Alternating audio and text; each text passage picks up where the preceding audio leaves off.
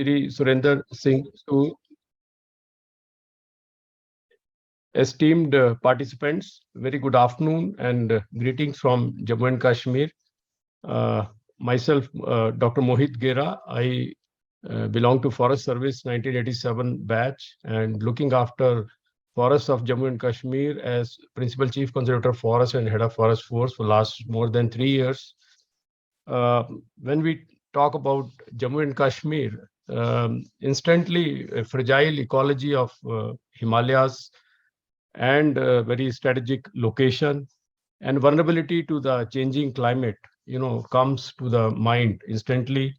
We are vulnerable to natural disasters like avalanches, landslides, and other extreme events. Increasing population and developmental projects also have their own pressures on ecology of Jammu and Kashmir. When we talk about forests,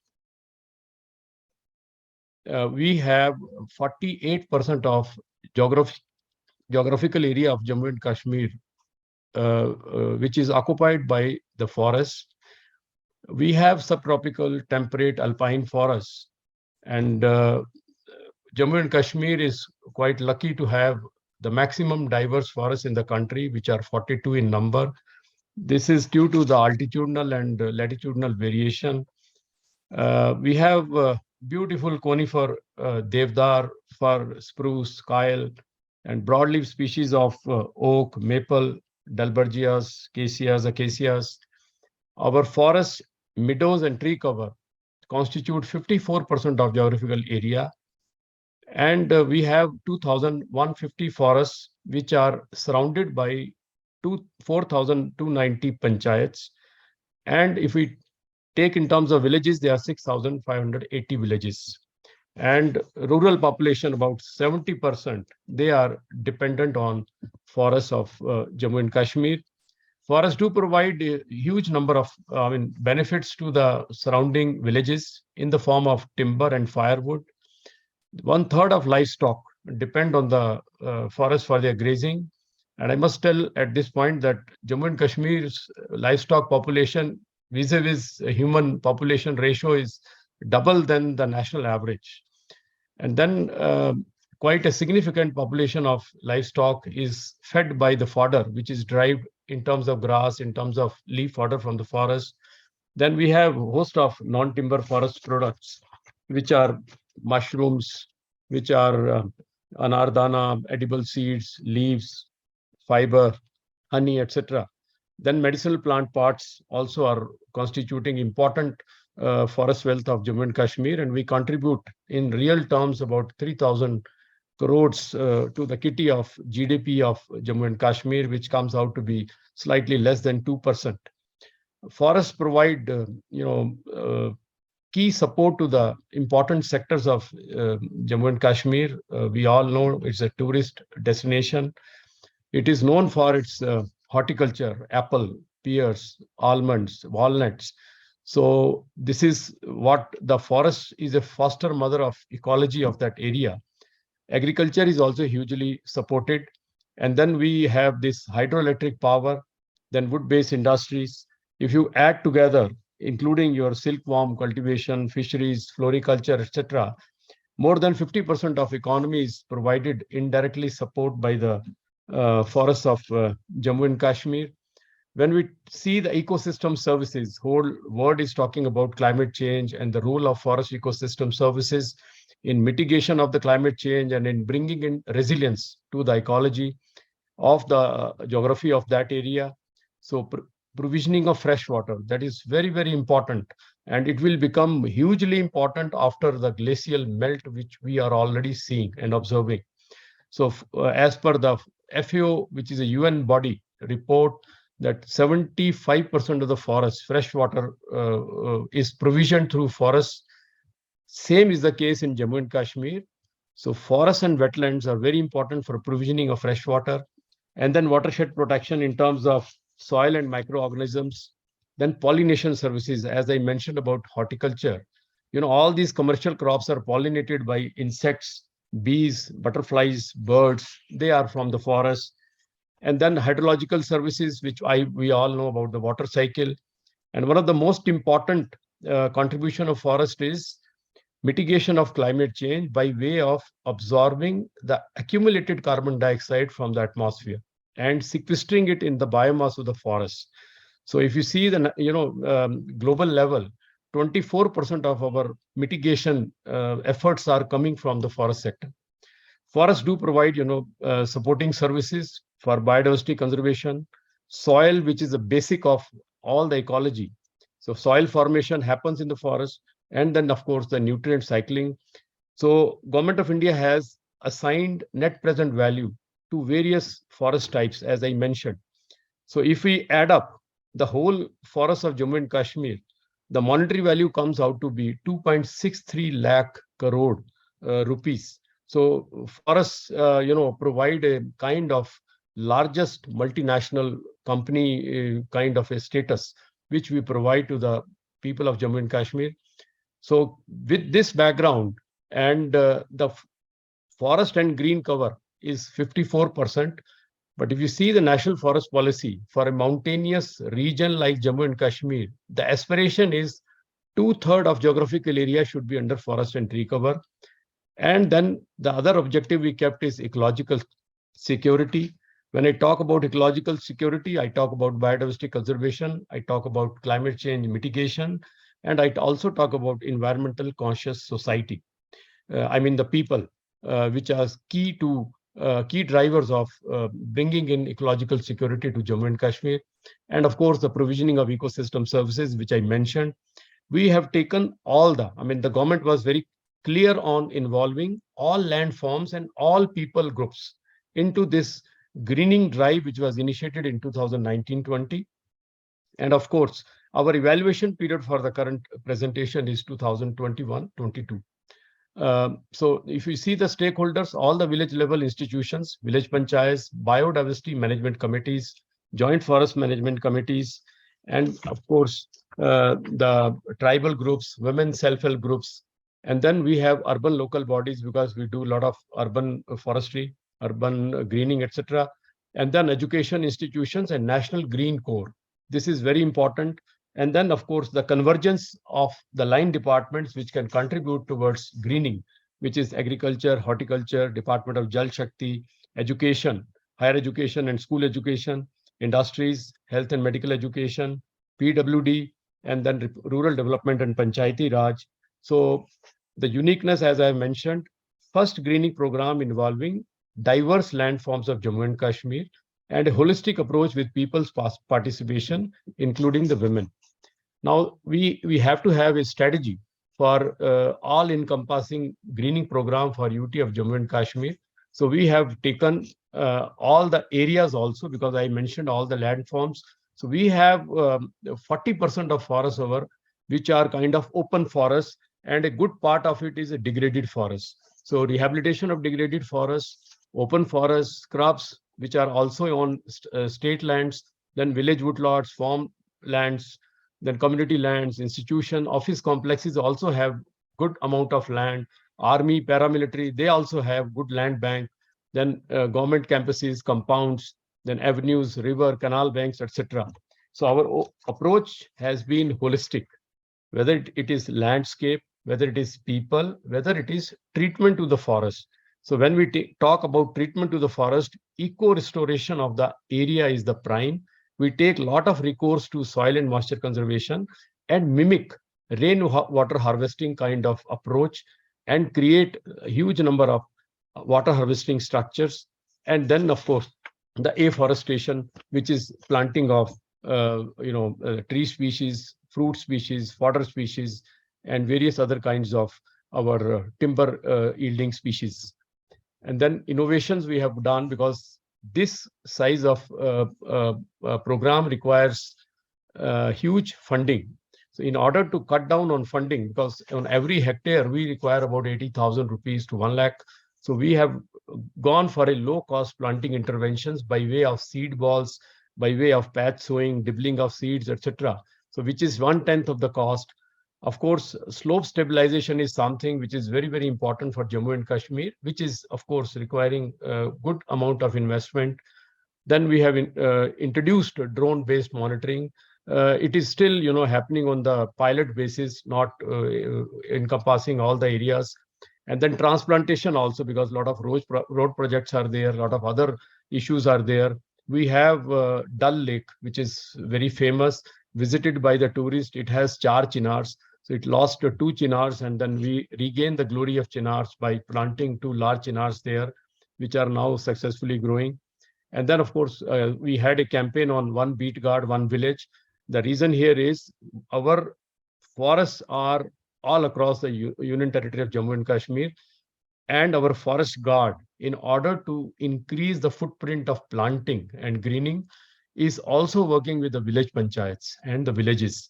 So under one beat guard, one village program, we are distributing planting material and promoting greening, which is in our own budgetary allocations, which is Green India Mission, which is our Campa scheme, and normal plan budget. Then we have Van Se Jal, Jal Se Jeevan campaign, which is creating water harvesting structures, crates, check dams, etc. Then fodder, as I mentioned, livestock average is double the national average. Lot of nomadic population, and if you see, the Gujar Bakarwal population is 13% of the total. So a lot of fodder availability has to be generated. And of course, women self-help groups we have associated with us for creation of livelihood, which has also begun from forest biomass, as well as so many non-timber forest produce, which are sustainably available. Innovations, when it comes, as I mentioned, low-cost greening solutions are seed balls, naked root plants, dibbling of seeds, patch sowing. And of course, we have used technology in our planning, which is remote sensing, GIS, and for transparency, all these KML files of these areas are in public domain. Then social campaigns were one beat guard, one village, because it was associated with village panchayats. And this was launched on 27th of June 2021. It was followed by the Har Gaon Haryali campaign, which was launched on 15th of November 21. And then Honorable LG also launched Ped Lagaye Beti Ke Naam. That was for women empowerment and investment when the girl child is born. And then, of course, the other campaigns I have mentioned. One Mitra campaign is Forest Friends. You have to create ambassador for forest, friends of forest, which not only for greening, but other issues also, like prevention and control of forest fire, promotion of our activities, reducing the forest damage, providing us information on human-wildlife conflict, encroachment, etc. If you see the scale, we have we had a target of 50 lakh, which is gone 3 times for the current year to 150 lakh. Then the low-cost interventions, which were kind of traditional methods, but we have really multiplied the low-cost interventions. Sorry to interrupt you, like you have another 2 minutes. Okay. Yeah. So our achievement, if you see, the evaluation period is 1.3 crore was the target, against which 1.37 crore. And the low-cost interventions I have mentioned, we have already crossed. And then the benefits I have mentioned about the prevention and control of pollution also has happened in the urban area. J&K Drive is now the integral part of the afforestation planning, and 2023 and 24 plan is already going on, and next year again we'll be having this. And then this is an instrument of change and contributing hugely to GDP and providing the water and food security. And we have a motto of healthy forest, resilient J&K. And for this, we have gone for numerous publications, which I will be showcasing in the next step. But you can see these publications. And then every year we come out with the kind of publication and a video on documentary on green Jammu and Kashmir Drive specifically. 1920 also we had, 2021 also we had, and 21-22 we have showcased in this slide, along with the other publications, which is One Beat Guard, One Village Program, One Se Jal, Jal Se Jeevan. And to conclude, I would only say that Green Jammu and Kashmir is a resilient J&K, and resilience to all the changes which we face. And this drive is contributing hugely towards international commitments on climate change mitigation, creating a biodiversity vision, as well as various other, I mean, we have this forest sector contributing towards meeting the nationally determined contributions of creating 2.5 to 3 billion tons of carbon sinks, which are possible through forest sector. Thank you very much. Sir, very good presentation, and we are impressed with the efforts taken by you for increasing the green cover. But you have mentioned in your presentation, sir, that 2/3 area should be under forest cover as per national target. Presently, which is 54%. So, with this pace, by when you would be able to achieve the 2/3 area under forests? We plan to do it by we had this Amrit Kal. So we have this UN ecosystem support decade. We are going through this 21 to 2030 is a decade of ecosystem restoration, which is by UN. So we are focusing on treating our degraded forests during this decade, which is 2,150 square kilometer. And in Amrit Kal, which is up to 2047, we have articulated that our 66% would be completed by 2047. Very ambitious and very good target, sir. Please keep up the good work. Excellent. Thank you, sir. Thank you, sir. Yeah. Sir, Dr. Will you please elaborate on what was the reasons for degradation of your forest cover? Yeah, sir. Degradation is because of the grazing, which is the prime factor. Because this nomadic population of 7 lakh nomads, which are essentially bakarwals, they move across the whole geography, and they have a livestock population of almost 50 lakhs. The total livestock population was 1.1 crore, but it is on a decreasing trend. So that is a healthy thing. But now still we have a lot of issues on not deficient natural regeneration. So then over a period of time, this area becomes because there is no cover, and then you have these rains every year, you have other pressures, and then the area is not able to regenerate. It reaches a stage of degradation. Okay, thank you. Thank you, sir.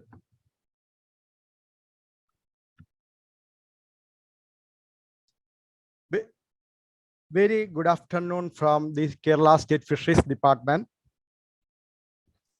I like to present a flagship project of the Kerala State Government, naming Punargeham. Punar means new and Geham means house in Malayalam. That's Punargeham project is a rehabilitation project for the coastal communities. We are all aware that the coastal communities are the most vulnerable communities and that have the heightened climate change induced the impacts. Then, as per the IPCC reports, the global mean sea level will continue to rise during the 21st century from 26 centimeter up to 98 centimeter in the 2100, according to different RCPs. Then the coastal stretch that is around 590 kilometer is our Kerala state coastal stretch, and it comprising 222 marine fishing villages and 127 local self-government institutions and spread over the 9 coastal districts. Among the 590 kilometers, around 90 kilometers are highly vulnerable due to sea erosion and all. And around 250 kilometers is moderately vulnerable, and the remaining is only the low vulnerable area or beach area. Then every year, every year, 200s of families are shifted from the coast to the camps due to the sea erosion activities. The climate change induced variables.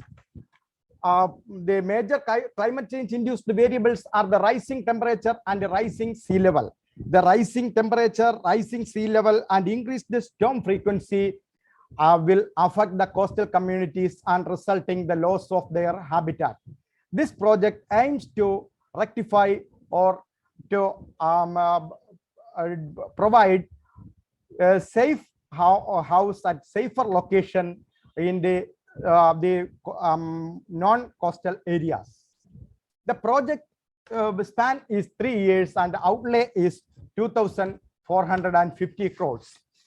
Out of this 2,450 crores, 1,398 crores is met from the Chief Minister's Distress Relief Fund and 1,052 crore is earmarked from the state budget provision. The major components under the project is the rehabilitation of highly vulnerable coastal households. In addition to that, there is supportive livelihood strategies are also to be developed as a part of this program. After completing the project, a 50-meter buffer zone can be created in the coastal area that can be shifted to coastal bioshield.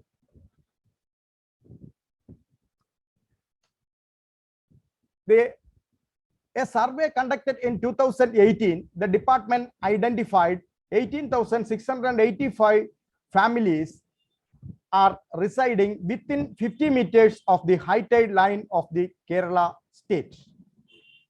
The project is aimed to rehabilitate the 18,685 highly vulnerable coastal households that is residing within the 50 meters of the high tide line.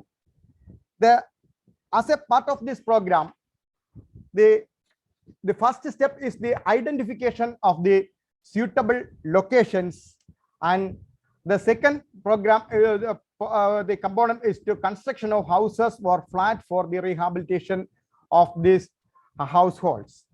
Creation of buffer zone and supportive livelihood programs are the future for the future sustainability are the next step activities we proposed.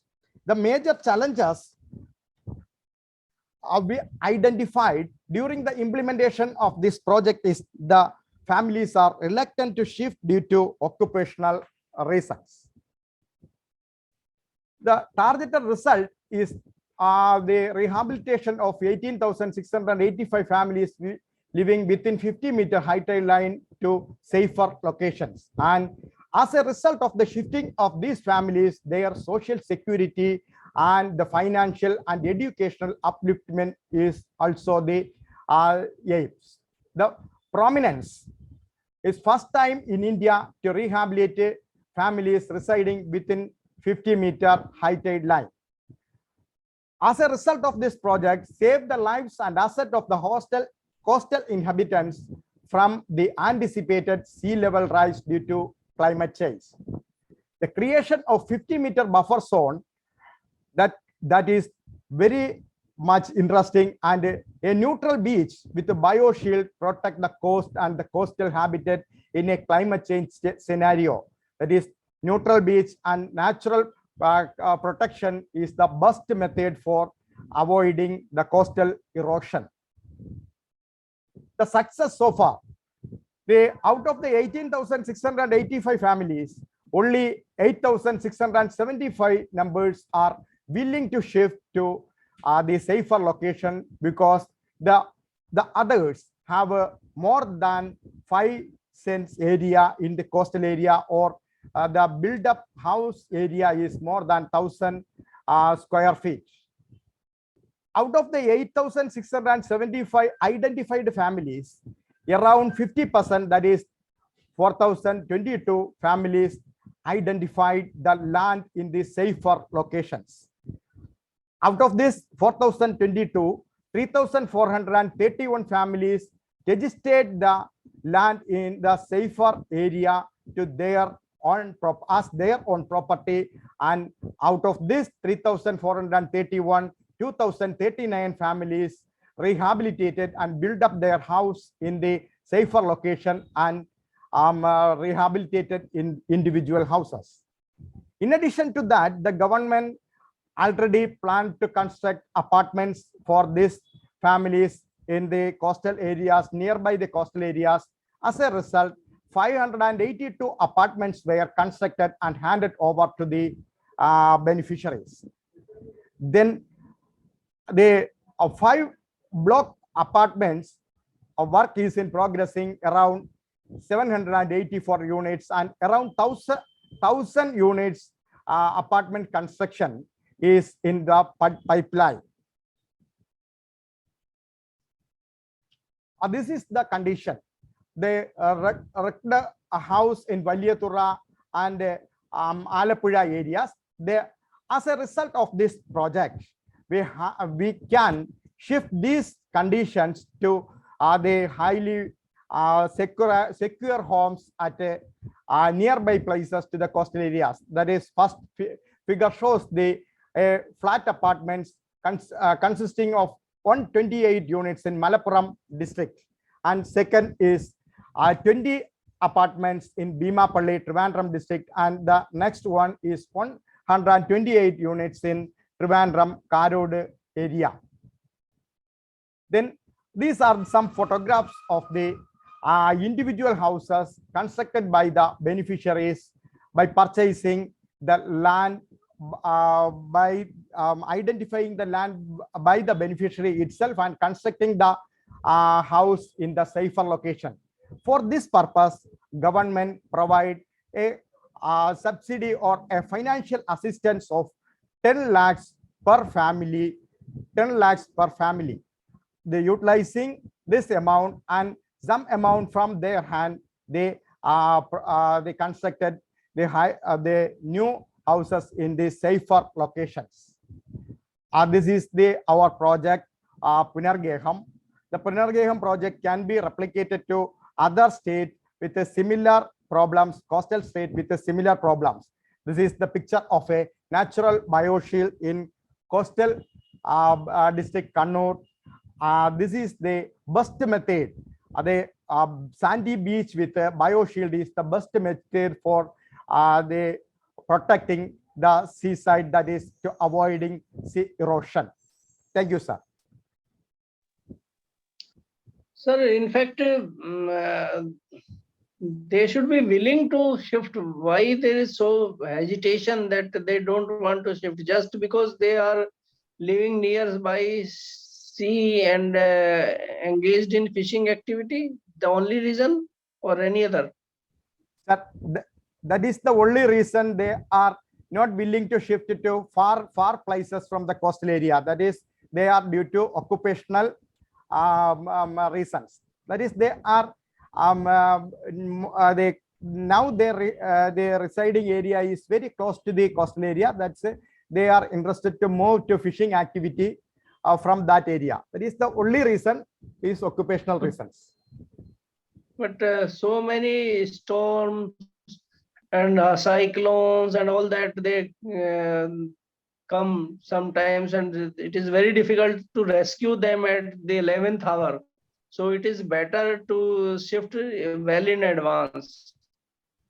I think you need to move them favorably so that they are willing to do it.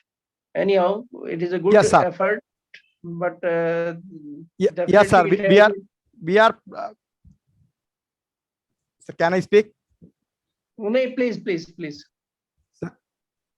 Sir, we are planning a 100 days program to motivate these peoples. That is, the slogan is to reach the unreached. That is named as Jwala 2022, to reach the complete beneficiaries. That is 18,685 beneficiaries, to aware and motivate to shift it to safer location. That's as said. Thank you, sir. Thank you. Very good. Thank you, sir. Sir, if the livelihood is the only problem because if they will move away from the coastal line, then their travel time and the money travel expenses will increase. So if small hubs could be made in a safer place, and these people could be taken to their workplaces on a regular basis, then I think this problem can be solved. Yes, sir. We are constructing the flat apartments that is very close to the coastal areas, that is in between the 200 and 500 meters from the coastal areas. We identified land in that area that is within 500 meters. Thus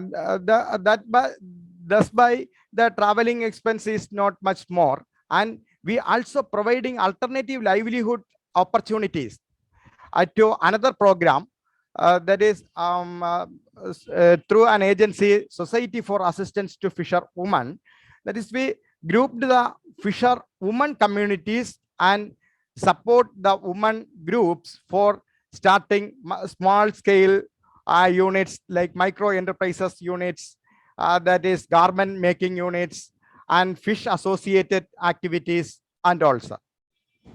Sir, are there some cooperatives also operating so that instead of shifting from one profession to another is a difficult thing, but if they do collectively and do on a larger scale, then they will earn more and they will be strengthened, and then this problem of relocation will be solved automatically. Yes, sir. A collective program with the support of the cooperative, around 652 fishermen cooperatives are working in the coastal stretches of the Kerala. We also contact these cooperatives, and with the help of these cooperatives and the NGOs, we also put the part of the NGOs for the motivation and all activities relating to this, sir. Okay, thank you. You need.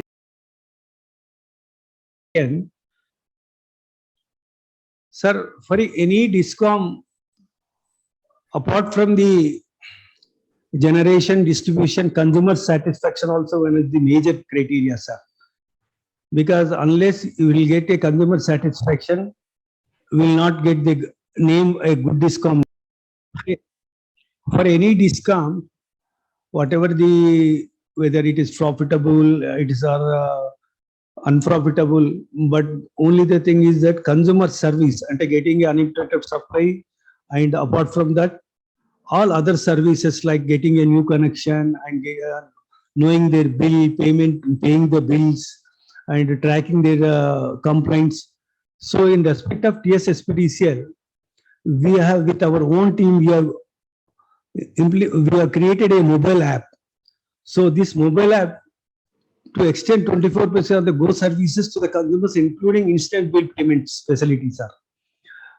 This mobile app is available to Android as well as iPhone facilities also. Both phones we have, sir. So we also promoted, and 84% of the bill payments in digital mode, sir. And you can, with mobile app, you can also complain fuse of call centers. The fuse of call centers are spread over TSSP to entire primary response to any service related to complaints of consumer. Apart from that, we have a unique section automation system application, sir. This has been recently developed by the TSSPDCL to address the consumer. What is actually section automation system application? You know very well that in the electricity board, it is not the operation officers will not stay at one place, because they have to move here and there. Due to that, the availability of in offices very lesser hours, because their more work is on field. So to address the things onlinely, Sasa Mobile, by remotely, the section officer, the concerned officer can see their complaints, what are the complaints they have received, what are the complaints pending, what are the applications for approval is pending, what are the meters to be issued pending. You can onlinely monitor and onlinely you can approve it. he need not come to the office. So that is the main section automation improved a lot of satisfaction to the consumers. Apart from that, we are implementing the ERP S/4HANA, successfully upgrading the existing SAP ECC60 ERP system to the latest SAP S/4HANA. This is go live from 8th March 2021. And also we have a bill payment facilities through local electricity revenue offices. They can pay through website. They can also pay through mobile app. And they can also pay their local consumer service centers also there. So anywhere they can have a lot of facilities there to pay the electricity bills. There is no queue system also there. Any came straight away you can go there, you can pay. So, and apart also a common 191 consumer call center is there. Apart from that, one dial 100. This dial 100 is common for all departments, and it will be registered, and the dial 100 will be diverted to the 19123 electricity board centralized control to address the complaint within time. So apart from that, to monitor the to maintain the SOP level, standard of performance level, we are implemented e-offices. So there is no hard copy system. Every file move through e-office, by which the top official can monitor in how many days the officer has taken to dispose his file, and also to even in holidays also by login in his house he can dispose his files.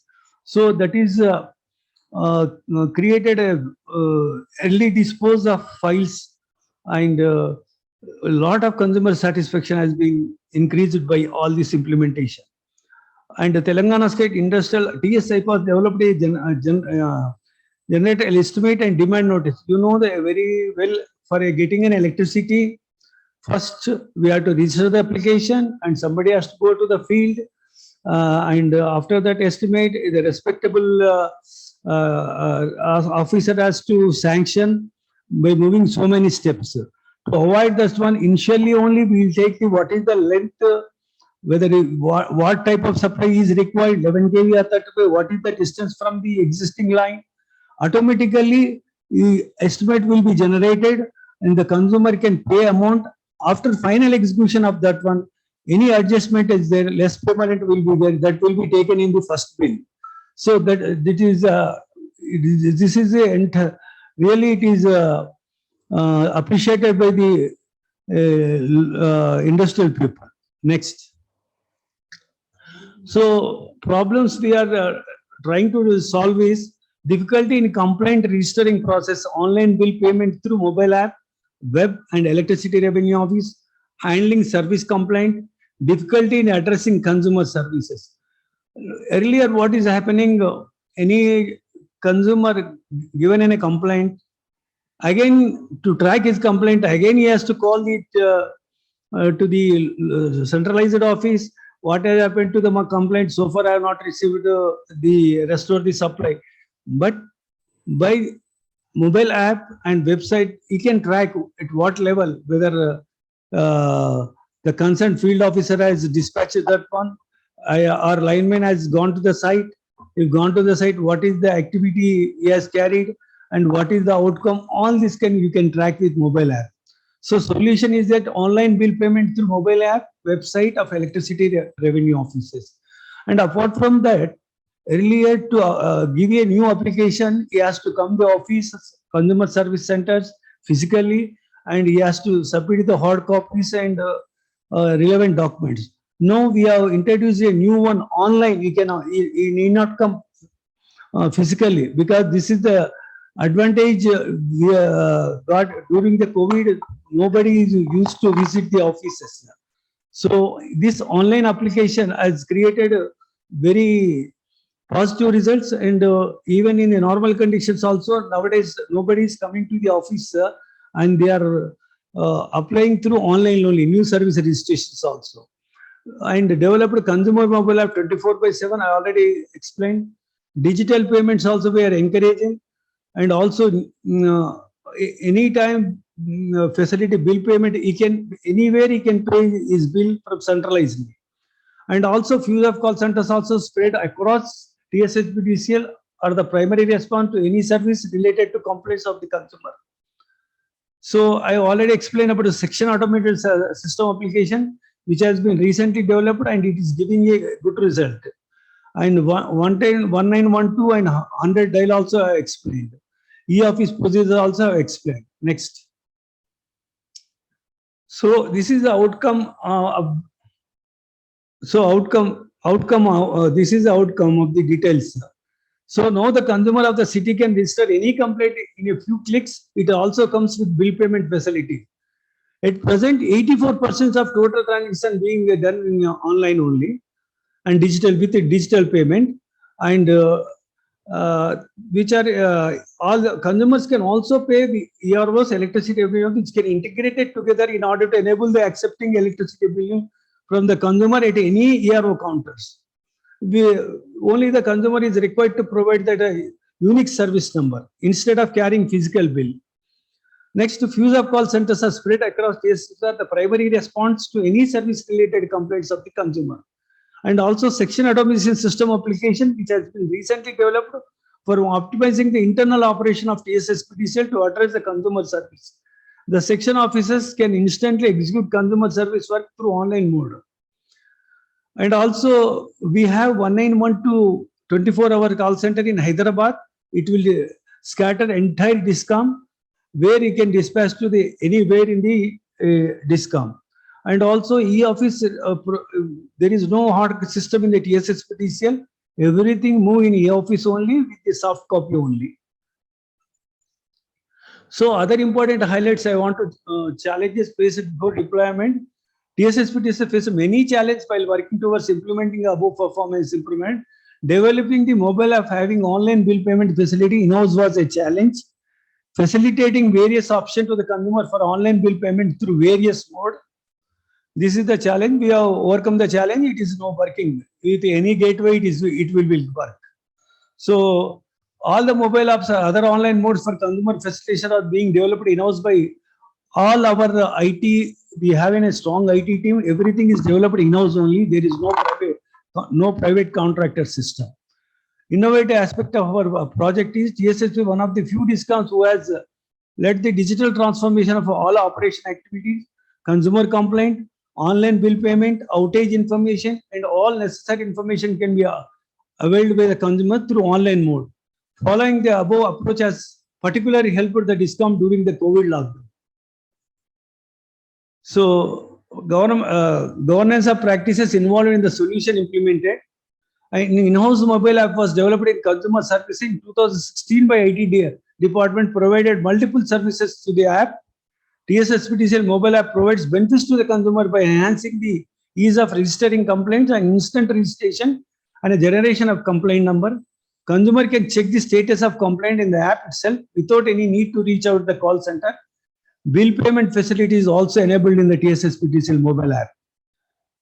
TSSPDCL has been encouraging and promoting the digital payment and facilities a less cash society, duly appointing various payment gateways.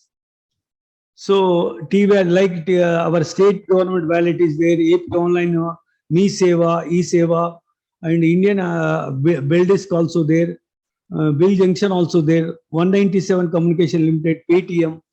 So many gateways is there. We are integrated to all that one. There are also providing various mode of payment to electricity bills such as net banking, credit card, debit card, unified payment, UPI, and wallet on TSSPDCL website, and providing ECS, NACH, and EBP through service providers. At present, about 84% of total transactions are done by the consumer through online mode in TSSPDCL area. So, next page. Next page. So this is the benefits, sir. Details of target population, mobile app entire area of TSSPDCL, e-payment entire area, fuse of call entire area of TSSPDCL, SASA mobile entire area of TSSPDCL, facilities through ERO entire area of TSSPDCL, 191 consumer call center dial 100. Sir, sorry to interrupt you. Like you have another 2 minutes. Yes. Yes. 191 to consumer call sectors dial 100 GSM's area, including TSS other area also. Implementation e-office GSM's area, including total discom also. Recently we are deployed. So the pre-deployment consumer communication was in person to person. No communication is through online. Rectification resolving duration is very high. No, this rectification resolving duration is less. Physical intervention is more pre-deployment. Physical intervention is less. Communication was through paper transaction. No communication made paperless. Okay. Next. Thank you, sir. Sir, very good case Sir. study of improvement in your service area. Yes, sir. What has been the transmission and distribution losses 5 years back, and how they stands now?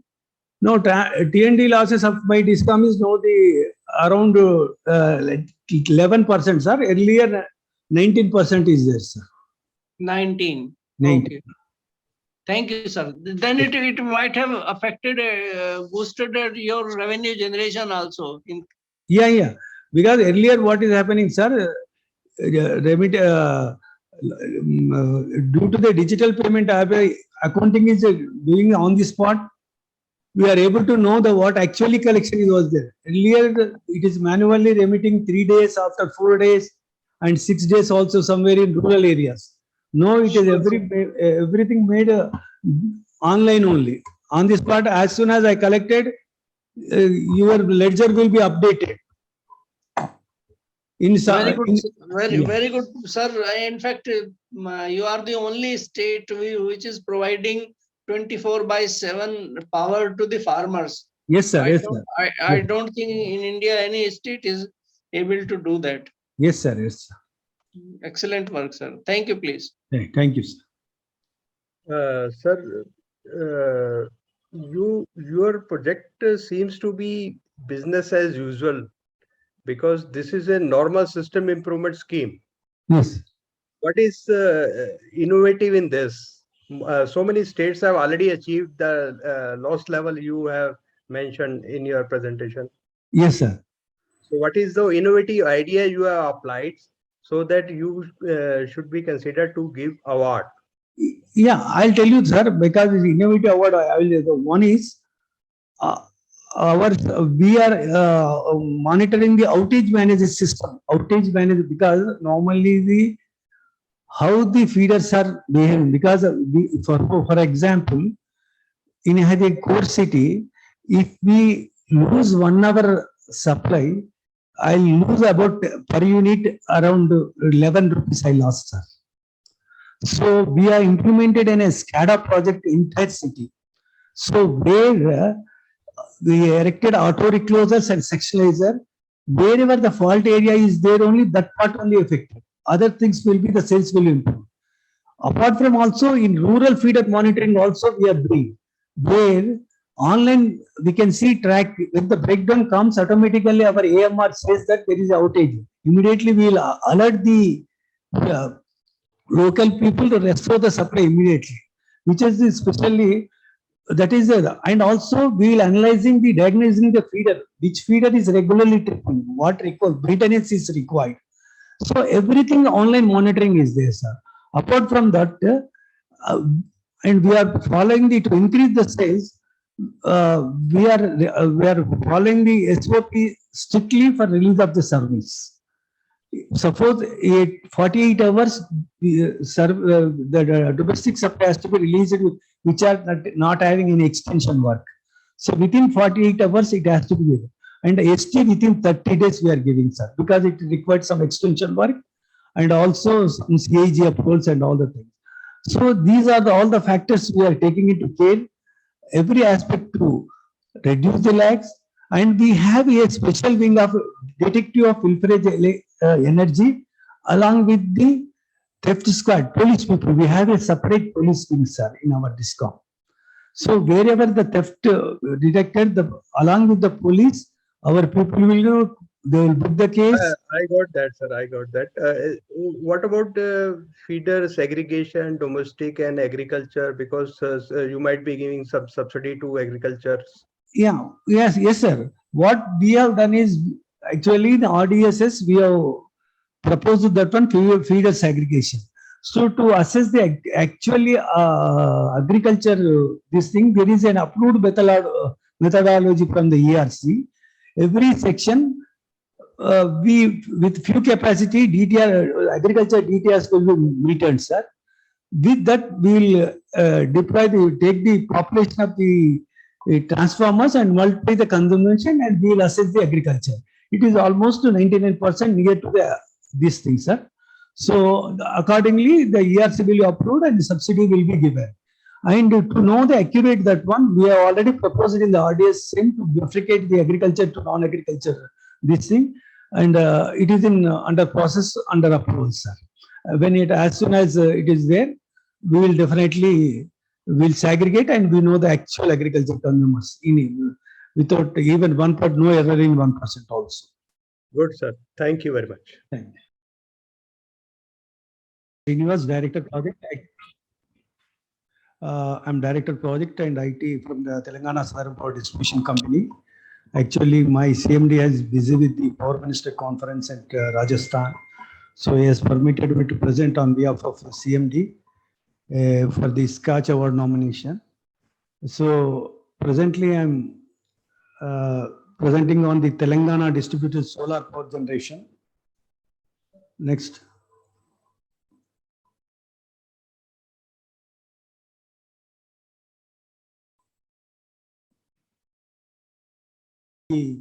Distributed solar power generation. So the advantage of distribution solar power generation and centralized power generation will laterally be explained detailedly. And our Telangana state having a vast potential.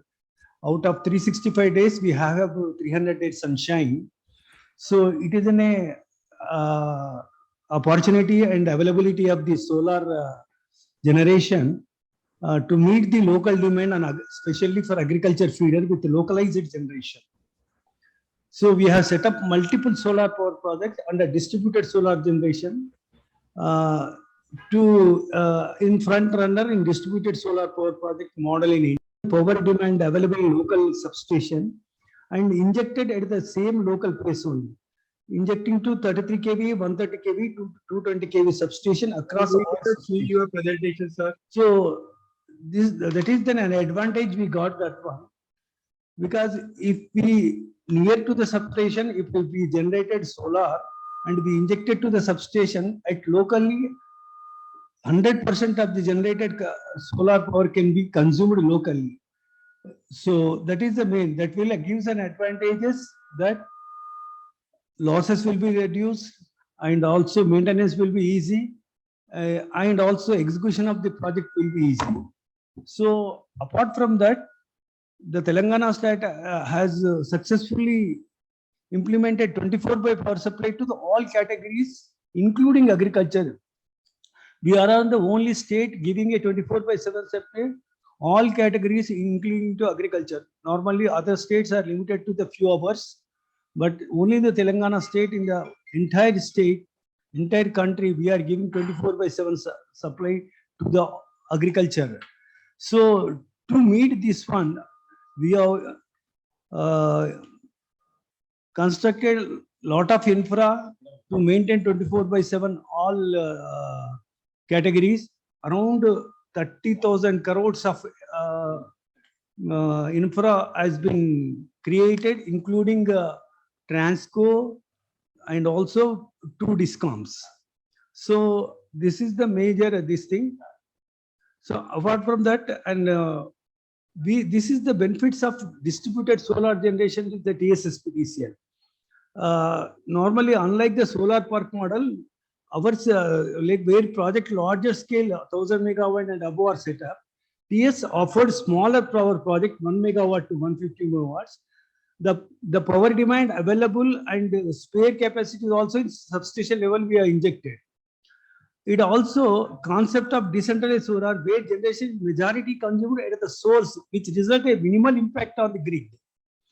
So the savings occurred due to this decentralized solar, about 40 crores per year due to the injection at 33 level and the avoided investments around 500 crores in strengthening of the transmission system. This is the advantage we got, financial benefit. Apart from that, it is reduced commissioning of time due to speedy clearance and size of product, because it is we are executing the solar project near to the substation.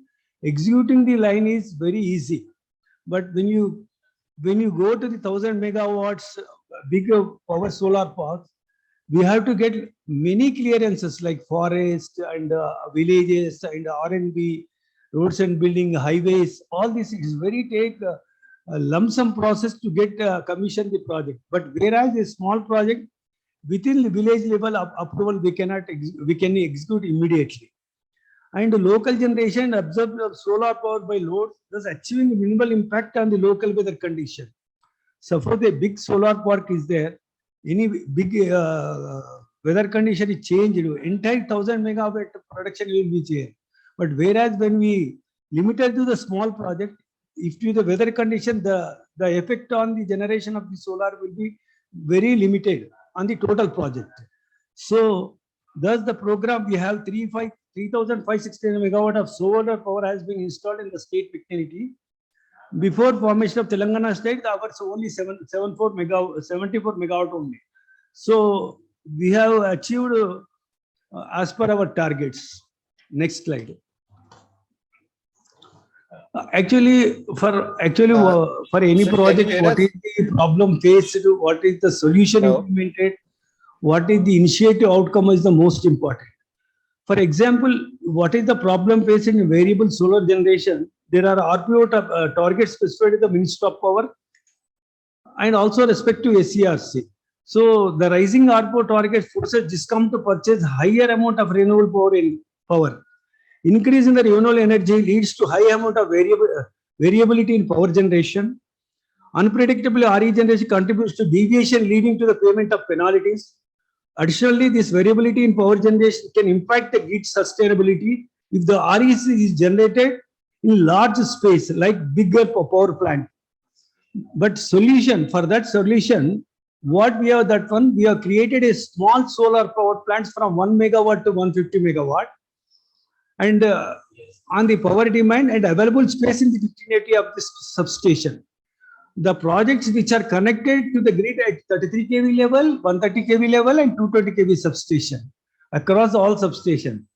So this helped in reducing the transmission investment as also line losses.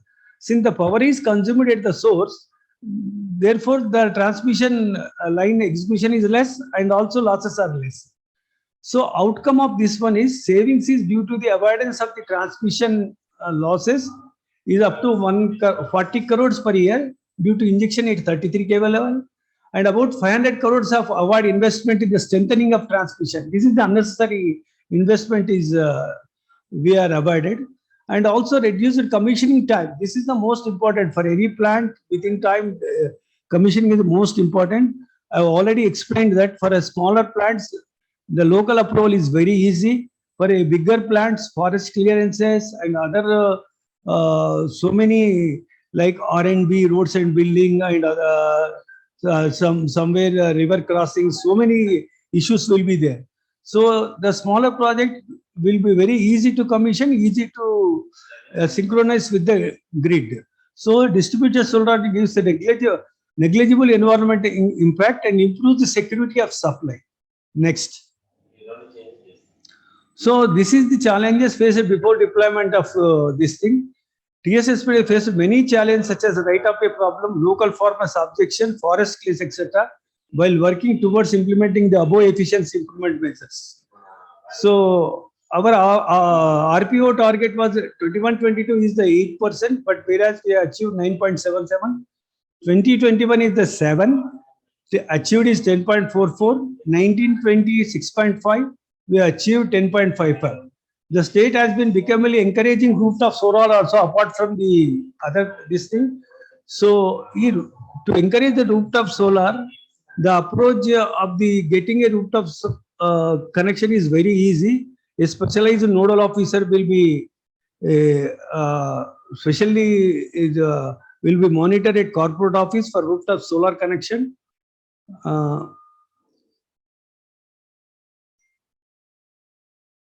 So assessing power demand and available space in the vicinity of substation and shortlisting area of implementing 1 megawatt to 150 megawatt also power plants.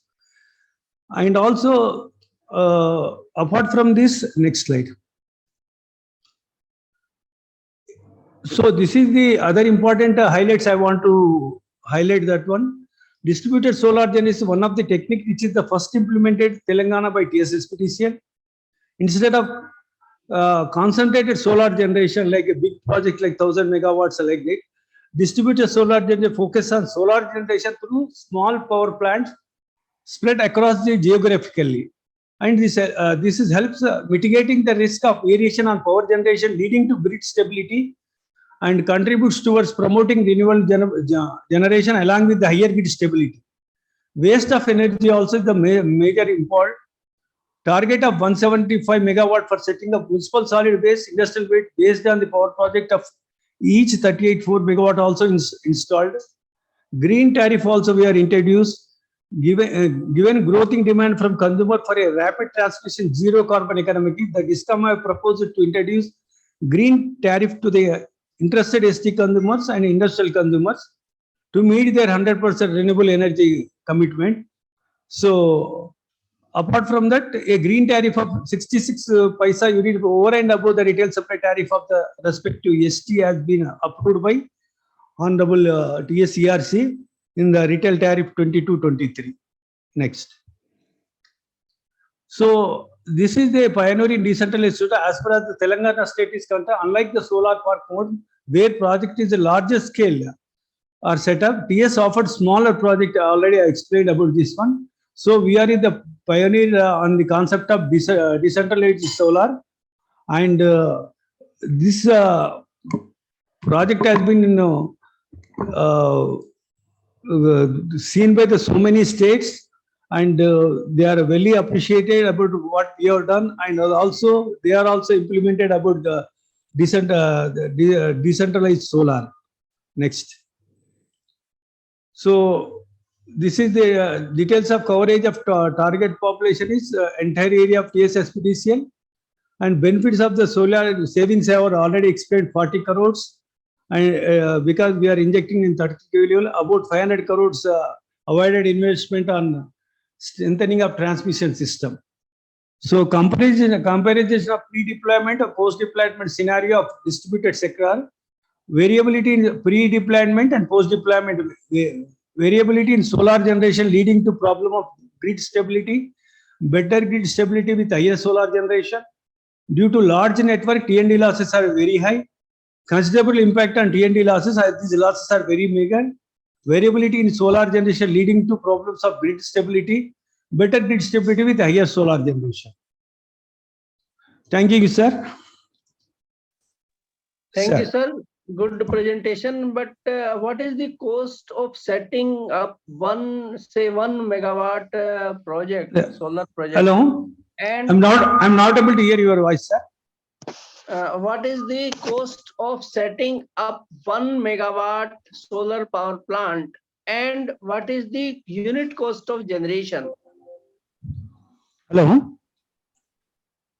Sir, I am asking what is the cost of setting up 1 megawatt solar power plant, and what is the unit cost of generation per unit generation? 32. What? Hello.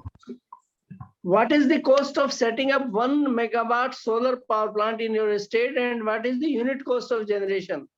Units 3 to 4 capacity. Investment cost is 3 to 4 crores, sir. Generation is 5 to 6 rupees per unit, sir. How many units generated they are asking? No. I am asking what is the unit cost of generation? 1 kilowatt hour, 1 unit cost is what is cost? 5 sir, 5 rupees 40 paise. 5 rupees. Yes. Okay. Because what happened, sir, we have this integrate this we have taken long back around 8 years back. We have installed this decentralized model. That time the project cost is very high. 1 megawatt at time around to 7 to 8 crores for 1 megawatt installation. Now the plant cost has been drastically reduced. So that's why. Yeah. Okay. Yeah. Thank you, sir. That was the only query I had. Yeah. So what is your cost of supply? Yeah, cost of supply is 7 rupees it's there. 7 rupees. And the average tariff is? Average share is gap of 50 paisa is there, sir. 650. Okay, so a lot of subsidy is involved in this sector. Yeah, subsidies.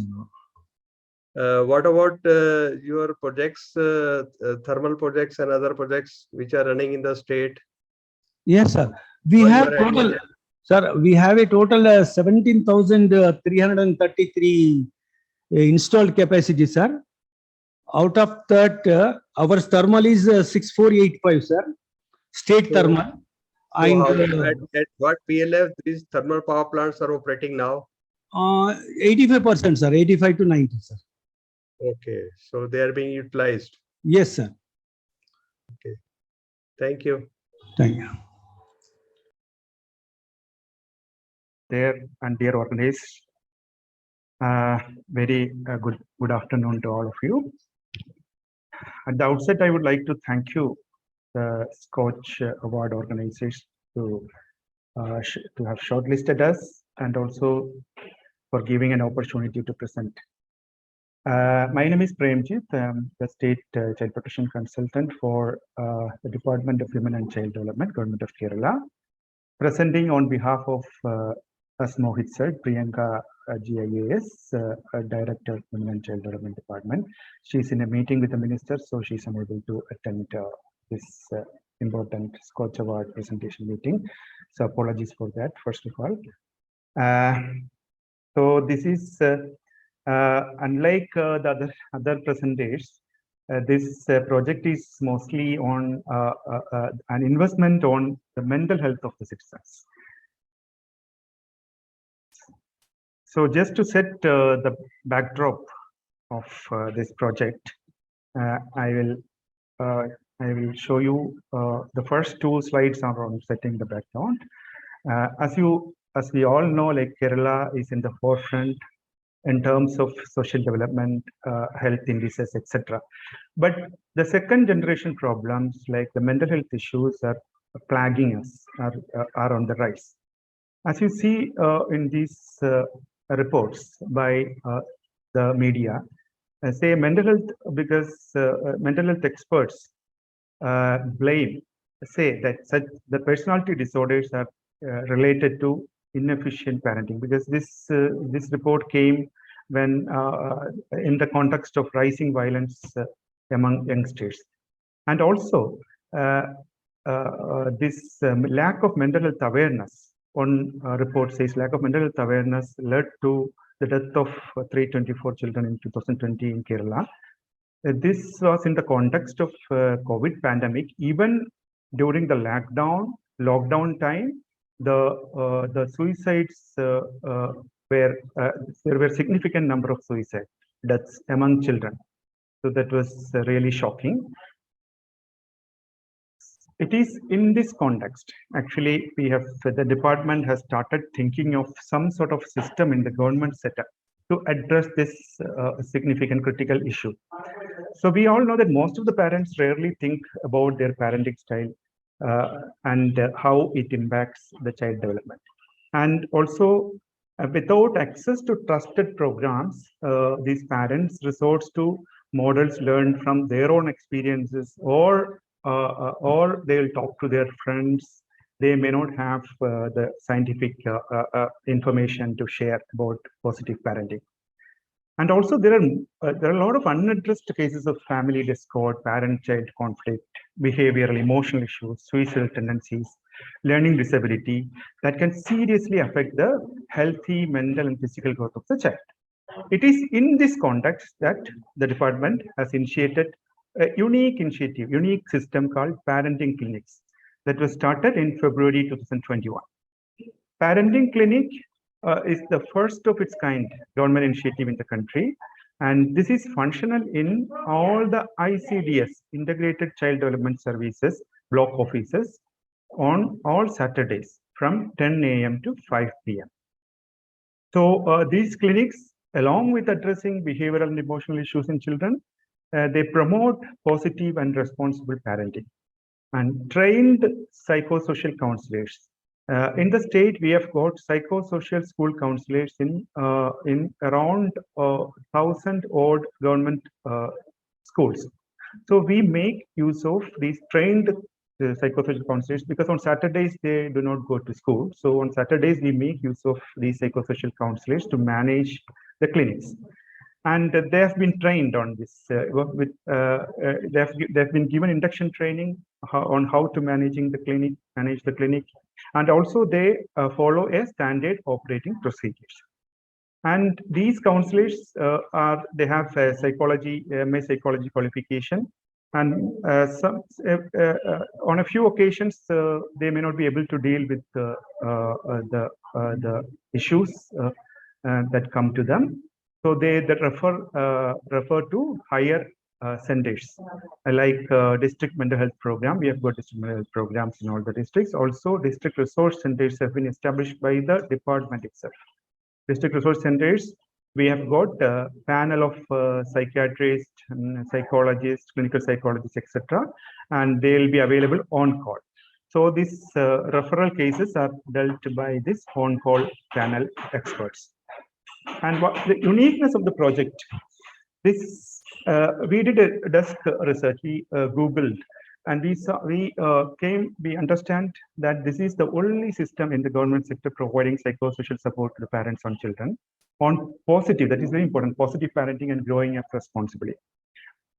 And this service is absolutely given free of cost. Also, there is an online reporting system by the counselors. Every day they will report on a Google sheet. So every day, by the end of the day, the director will come to know how many clients have accessed these clinics. So no extra manpower was required because we made use of these psychosocial counselors, and no new infrastructure was required. Because we made use of the existing infrastructure of the integrated child development scheme projects. And also, this is, and the beauty of this project is that we focus on family strengthening, because we talk to the parents. We talk to the parents on responsible parenting, positive parenting, and these counselors will talk about family violence, family discord, etc. They deal with. Thus, a sort of family strengthening is also happening. So we faced a lot of, as any other project, we faced a lot of challenges initially for like getting a right place to operate this clinic was the first challenge. And the government has issued necessary orders to make use of the existing facilities of nutritional clinics to get over this challenge. And secondly, getting the right people to manage the clinic. That was a very important issue, because once we start the project, we need to like prepare a team of professionals. But we already had a team of professionals, that is psychosocial school counselors. They had to be given a bit of induction training on parenting and responsible parenting, good parenting, etc. And also setting up a monitoring and reporting system was another challenge, because always we know we implement projects, but monitoring is always a challenge. But we have, because these centers are functioning at the ICDS project offices, and we have got community development, child development project officers there. So they have a direct control and monitoring on the project clinics.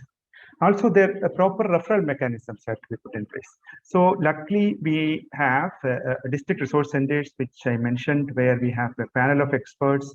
They are available on call, and whoever requires like expert higher level support, are referred to these district resource centers, and they are able to like provide the support required. And initial fund mobilization was also was a challenge.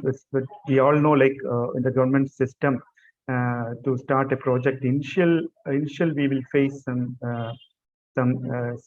challenge issues in securing funds, and we secured support from UNICEF to provide honorarium to the counselors and to set up the centers, etc.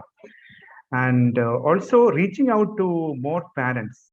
So we have got parenting clinics in 152 blocks in the state and 6 municipal corporations. 158 clinics are there, but this number of clinics are not enough. So we do outreach camps also based on requirement.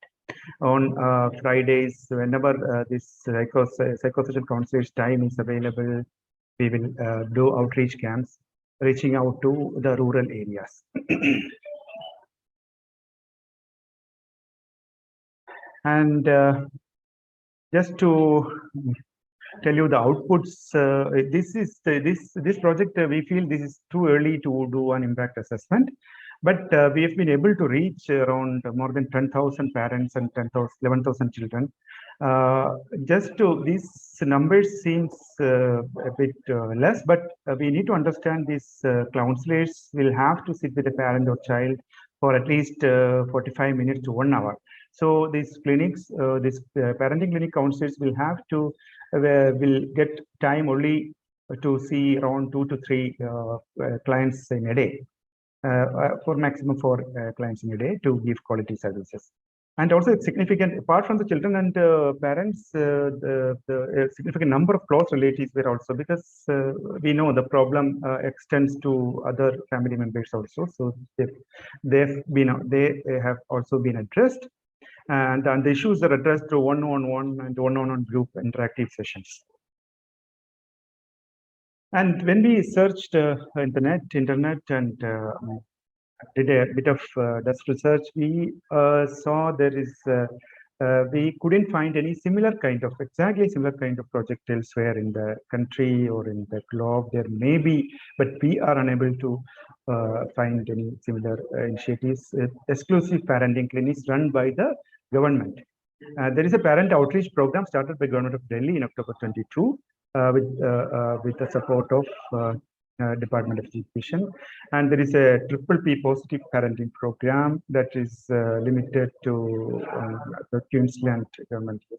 That is mostly they are giving an awareness program and parent education program and family therapy by a clinic. These are the similar kind of programs we saw in other places. And there is enough scope to scale replicate this project elsewhere. And we are now thinking of, with the support of the local self-government department, because local self-government institutions in the state is very strong and they take many initiatives. And we are advocating with the department to scale up the services to panchayat levels, where they can operate. They can roll out these clinics at the panchayat levels. They can start these clinics at the panchayat level. And of course, this could be replicable in other states based on the necessity in that particular state, ensuring that uniform standard operating procedure is followed. And also these clinics in future could be converted as parenting research and learning centers, where a lot of research could happen surrounding the topic of parenting and responsible parenting. And sir, sorry to interrupt you. You have another 2 minutes. Yeah, that's it. I'll complete in another 2 minutes. And there is the next roadmap is like we are planning school-based camps, parenting camps, and as I said, advocacy with the panchayats, and we are improving the ambience with the infrastructure of the parenting clinic, so that more acceptability is there and more people can access the services, and promotion to English demand generation, and strengthening linkages and networking for more expert and referral services, and SOP for I mentioned about outreach camps, online counseling services also we are planning. And there is the department is launching a mobile application, and there is a pre-booking facilities could be brought in for this parenting clinics. These are just testimonials of the clients who have accessed the services. And thank you very much, sir. Sir, finally, sir, as we all move towards, we know that we are moving towards the goal of the nation is moving towards the goal of becoming a developed nation in another 20-25 years. So a mentally strong, responsible citizen will be an asset for the country, and responsible parenting has got a significant role to play. Thank you, sir. Thank you. Thank you, sir. Very good, very noble work you are doing. In fact, this is the need of the hour. Parenting, in fact, is not an easy job to do. And responsible parenting you are adopting, it is not everyone's job. In fact, it requires a lot of things. Schooling can be done anywhere in any schools, but it is beyond schooling. In fact, it requires more educated persons. And I think your last slide indicate about the online counseling. That is also equally important, because parents might not be having time to attend these clinics. Even on Saturdays, they are too busy. I think you need to promote that online method also, so that anybody can access at any time, and even repeatedly they can see the counseling sessions. Excellent work, sir. Thank you, sir. I don't have any specific question to ask. All the best to you. Thank you. Thank you, sir. Thank you.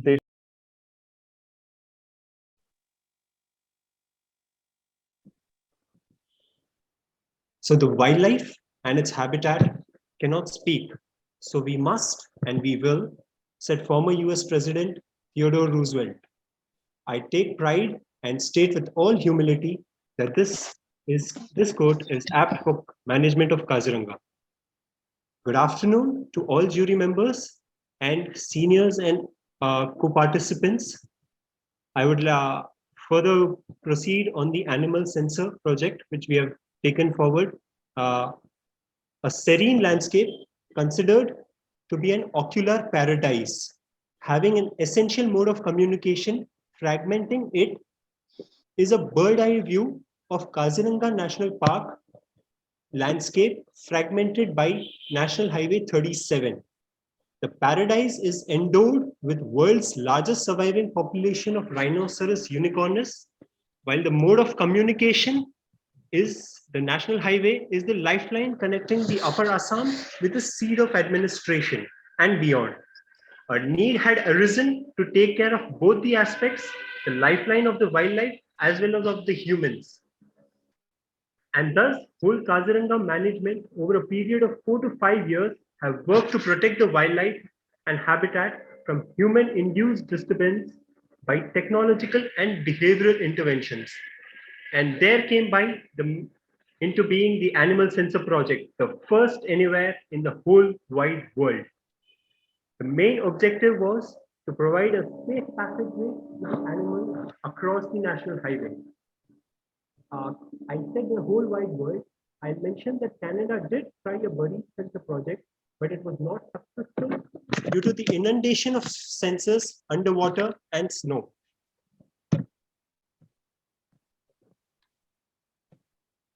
So the background being, what we have achieved today has not been an easy task to begin with.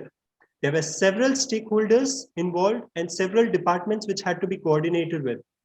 That is when the judiciary had come to our rescue. The origin lies in the case of original application number 174, heard before the NGT on 9th October. On 5th October 2015, 5th February 2015, I beg your pardon, and National Green Tribunal had passed an order directing the state government to fix the sensor-operated automatic barriers at the animal corridors and paved way for this state-of-the-art technological solution for safe passage of animals. The beneficiaries and the stakeholders were Environment and Forest Department, the Transport Department, the Public Works Department, as well as the Police Department, as we'll see in the upcoming slides. But this was an overarching order which could have led to installation of physical barriers alone, as stated by automated physical barriers. Then arose a problem where the law states that national highways cannot be blocked with any physical barriers. We thus innovated and ventured into psychological barriers. You all must have seen this too when you would have traveled through National Highway 37 through the Kaziranga National Park. Consider you're going on a highway and you are shown how fast you are traveling with the signboards of you being fined rupees 9,000 for speeding in the corridor area. Behavior of humans to this will obviously be, it is better to slow down than to pay rupees 9,000. Thus the concept of behavioral barrier was enacted. This, as we see, is the speed sensor which is present in Kaziranga National Park, and you would have seen you all would have seen. Now comes the challenge of how to deal with technological barrier. Here we adopted a foolproof mechanism. 4 thermal cameras, 6 2 automatic number plate recognizing cameras on critical stretches marked by the gantry on either side in the animal corridor. So this is a thermal camera image, and the thermal camera which is shown is towards the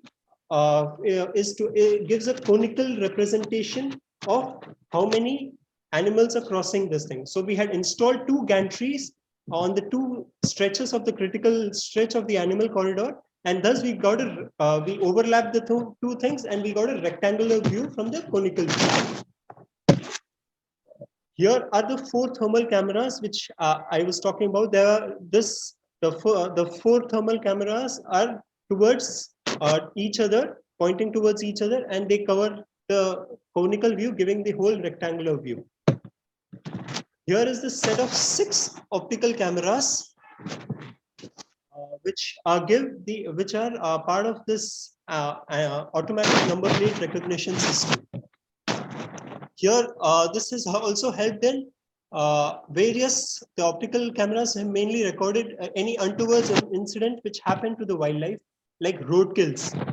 Most of the road kills are hit and run cases. It is here that the ANPR had helped us, and also the police department, in tracking down the accused. The 6 annual corridors are placed at 4 at the gantries and 2 in the intersection midpoint of the critical stretch of the animal corridor. Here, these are the ANPR, automatically number plate recognizing system with radar and flash. The first one is the ANPR camera, with the second one being the radar and the third one being the IR flash. So this can recognize even during day and night both the number plate which have violated the rules. And then we come to the much publicized. This is the number plate recognition system which have been adopted, and you can easily identify. This is a night mode on, and you can identify the particular violator who has exceeded the speed limit. Now comes the much publicized speed sensor, who, as anyone who had passed in Kaziranga notices. Finally, there is this circled image wherein there is an amber light. Now, this light, when there is a thermal image received from the thermal cameras, this light turns into red, and thereby indicating the vehicles to stop. And this is how we have achieved the technological part of it. And to oversee the functioning of this equipment, we have a whole team working up and running 24/7 to back at the control center. So this has the servers and all the connections and optical CAT network which are terminated here. This is then Haldibari camp, and near it is the animal sensor control room, where this has been recorded and monitored through it. Here, this is an example of how it works. Now an elephant comes into the frame of reference, seeing the size as well as the thermal signature. The thermal camera gives its input to the control room, and the sensors. It is relayed to the lights, the amber light, and which turns to red. And when the animal has crossed, the elephant or the animal goes out of the particular zone. So this now changes back to amber again. Now the advantages which we see, as I mentioned previously, there has been a lot of data which is generated from the movement of wildlife which is being recorded. And this also has a lot of vehicle movement database which can be used in future. And let me tell you, there's always someone who does not tend to oblige the rules, someone who does not tend to adhere to the speed limit. And this is when accidents always happen. This system has helped us better track such incidents and bring the compensation sets which the NGT has imposed in its order of rupees 5,000 with a fine of speeding under Motor Vehicle Act of rupees 4,000, amounting to total rupees 9,000. Also, there have been various spin-off benefits, unseen spin-off benefits, which we did not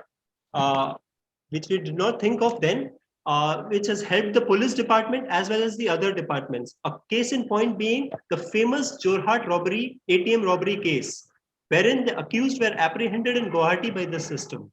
There has also been the tracking of missing persons who have been abducted, or there have been some untoward incidents. So this particular animal sensor has helped in coordinating with the police department to give them the necessary finer details and help them apprehend or find what was the cause. Now coming to the facts, the 2016, if we see the animal accidents in the animal corridor, where the previous to 2017 was only in one stretch, the particular animal corridor, it was functional. In 2018 till 2019, we had started in 3-4 corridors, and in 2020 it was functional in all 6 corridors. So as we see, it has the number of accidents which have drastically decreased from 2018 to 2019, and this has been a great savior in the wildlife which migrates towards the Karbi Anglong landscape, which is a part of Kaziranga landscape during the flood season. There have been some challenges, however. Power still is a major issue in forest areas. Thus, the equipment runs on solar power and is a major handicap. So we are trying to deal with some other particular aspects wherein we can either try to gain a more renewable or sustainable mode of power supply. Also, the fast-moving solitary animals has also been difficult to catch. So we are trying to upgrade our sensors correspondingly, and also the maintenance of the systems, because the Assam is endowed with huge rains, which has been a boon as well as a kind of a glitch in this particular case. Sir, sorry to interrupt you. You have another 2 minutes. Yeah, I'll complete it. Future expansion. We are covering all important stretches along the 9 animal corridors notified. 350 meters is the technical restriction due to the thermal sensing capabilities of the particular IR sensors. Also, there have been huge amount of data which have been generated. The data analytics and big data and deep machine learning using AI can accurately help us determine the wildlife as well as to do research on migration and behavioral patterns of the animals, which during the flood season or during the other season when the flood is not existing. So this project has proved to be a game changer in the conservation of wildlife in the face of several such linear projects fragmenting the habitats of precious wildlife in our country. And Kaziranga has always been the front runner when it comes to the protection of wildlife, and we shall continue to do so, and we shall seek your support for the same. I hope this can be implemented in various other states or national parks as well, where such problems occur. Thank you. Thank you, Mr. Chiranjeev. Very good presentation, and you have used technology to solve this issue of over speeding and related associated benefits you have achieved. Very good Yes, sir. project. In fact, you should communicate this your presentation with other states also Sure, sir. where such situations arise. It is a very good project. Sir, thank you, sir. Excellent work. Sir. Mr. Chiranjeev, just for an example, if some animal is nearby the road and Yes, sir. it is well within the boundary of your thermal camera, Yes, and sir. it sit down there at 1 o'clock in the night. Yes, sir. So in that situation, now red light will be there on the road, and now vehicle movement cannot be there. Yes, sir. So what is being done in that situation? Sir, this red light is coordinated with the 24/7 control center, as I have stated, sir, in my presentation. They inform the forest department as soon as such an incident is happening. We try to drive away the animal from the particular road stretch, and we try to maintain that the national highway is not blockaded for more amount of time. So your team start from your office and goes to that particular place at that point of time? No, sir. The unique thing of Kaziranga is we have anti-poaching camps, sir. We have around 176 anti-poaching camps all across the Kaziranga National Park. So our staff are 24/7 positioned within the national park. So the closest team will be around the Haldibari corridor, which the control room which I showed you. There stays 24/7, 365, at least 5 people. So such camps are established everywhere, sir. Okay, is there any mechanisms by way of, now you have observed that the animal is now sitting beside the road. So can you switch on the, can you make this red light into green from your control room? Sir, we have because if there is an animal in the corridor, I couldn't get the exact question, sir. If you could please repeat it. My question is that animal is sitting just beside the road. Yes, maybe, sir. around maybe 5 meters away from the road. Yes, sir. But it is your thermal camera is capturing that animals. Yes, sir. I got your point, sir. So now the animal is not moving, and how can you switch on or change the red light into green light? Is it possible Sir, to do? it changes into amber. Yes, sir. I got your point, sir. Thank you for the question, sir. It changes into amber light, firstly, sir, and secondly, if the animal is within the 5 meter, we have calibrated it so that from the edge of the national highway to 1.5 meters on both sides, if the animal comes into thing, then only it will be recorded into the particular aspects.